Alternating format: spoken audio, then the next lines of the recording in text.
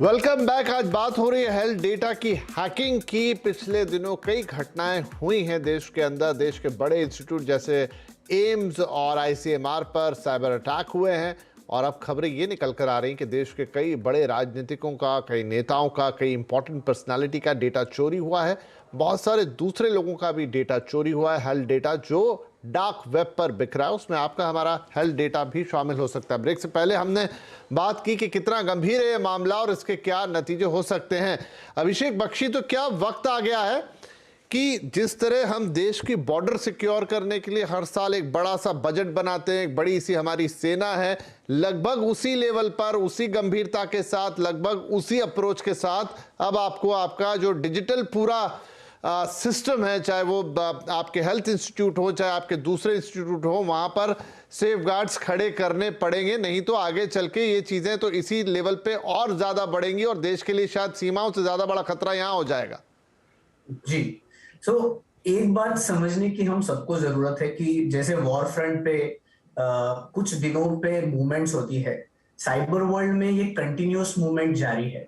आप जो एम्स पे अटैक हुआ है, this is of a national importance institute. तो ये अटैक क्यों हुआ है?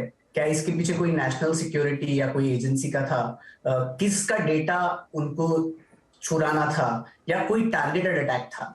ये हालांकि एक बात होगी, अटैक्स होते रहेंगे, बट जैसा कि आपने कहा कि जो इन्वेस्टमेंट्स है या फिर एक जो हमें कंसर्न है कि इसको कैसे बचे, तो कंटिन्यूअस मॉनिटरिंग, जैसे हमारे पैनलिस्ट ने भी कहा, कंटिन्यूअस मॉनिटरिंग बहुत जरूरी है।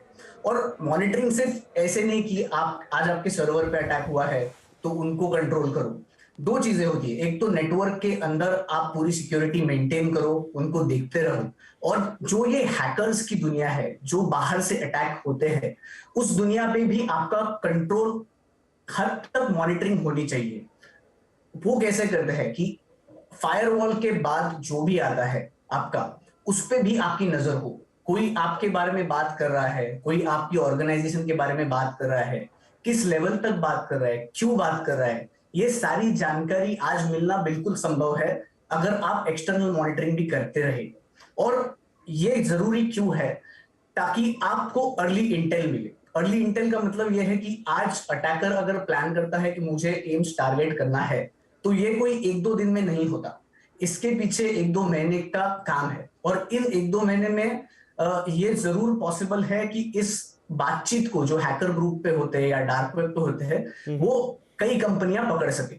तो ये दोनों तरीके से internal security plus external security का एक कॉम्बिनेशन आपको या जी, सारी तो इंस्टीट्यूट गॉट को योर करना है। पॉइंट कि आपको बिल्कुल वैसे ही जैसे आपके रेगुलर वॉरफेयर्स होते हैं, आप उसमें इंटेल का इस्तेमाल करते